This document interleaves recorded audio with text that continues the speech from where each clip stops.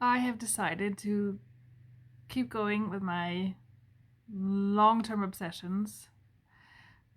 I haven't forgot about Joseph Cornell. I may get there, but not immediately. I'm going to keep going. And since we were with French literature, I'm going to go with another French author, even older, part of the Arthurian matter, because I'm obsessed, fair to say, obsessed with Arthurian romance. And I'm not going to talk about the English sources. So, Geoffrey of Monmouth or Wace or the later Sir Thomas Malory. Today I'm going to be talking about Chrétien de Troyes.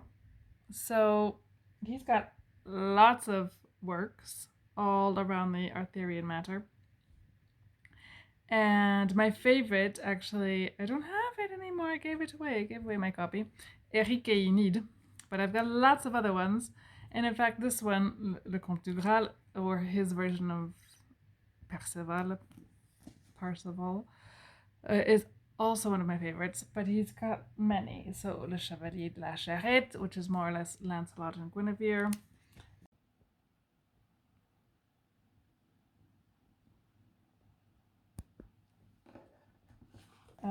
And then Cligès, which is kind of a departure, but nonetheless, part of it, Le Chevalier au Lion.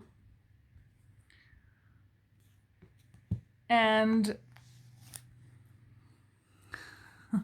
if you really want to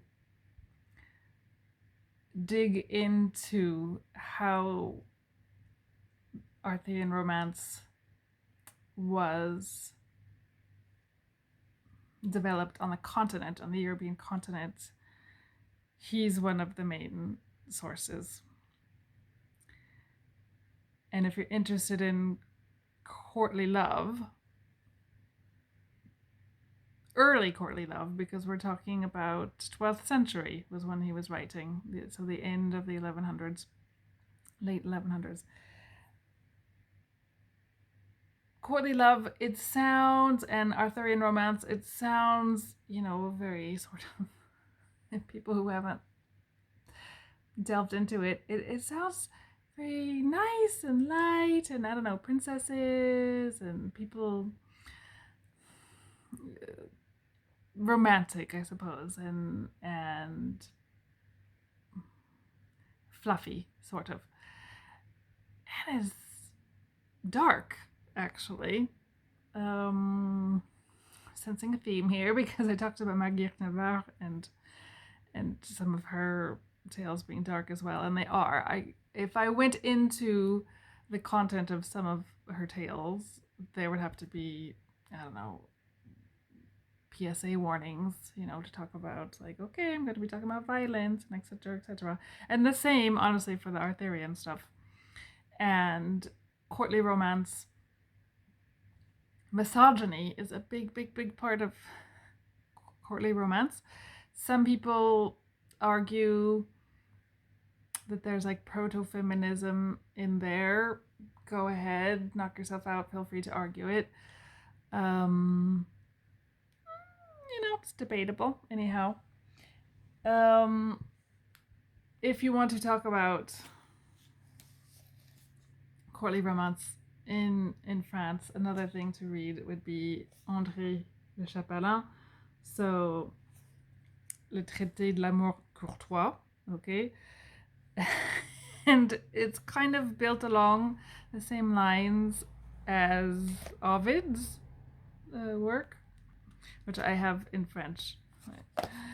And they're both kind of shocking, to be honest. The way that he talks about love, it's kind of,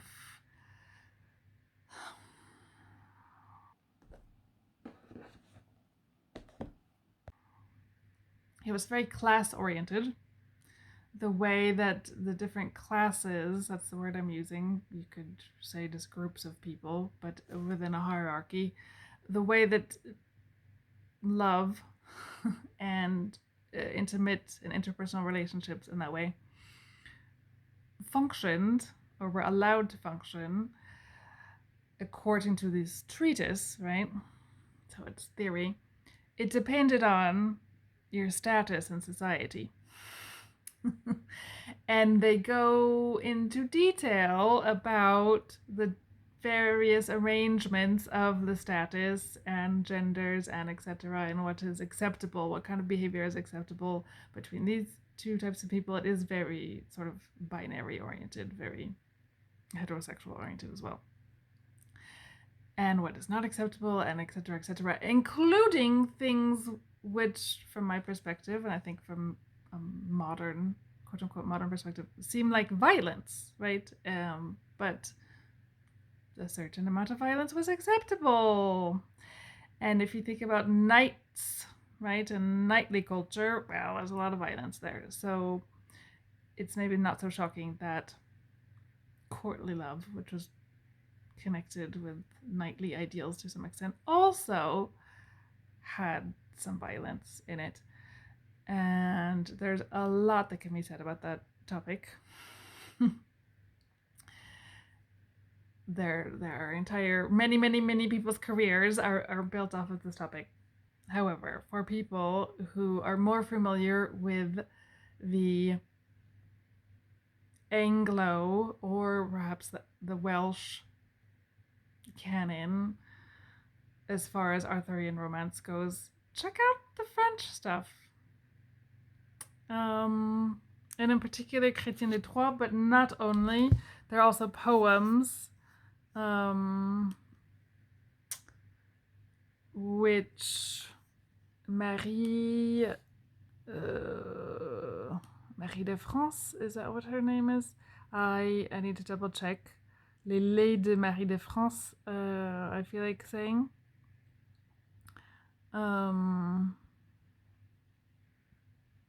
Anyways, we may have to have a follow-up on this one, but that's my recommendation. To have an alternative reading, perhaps, to the Arthurian stuff.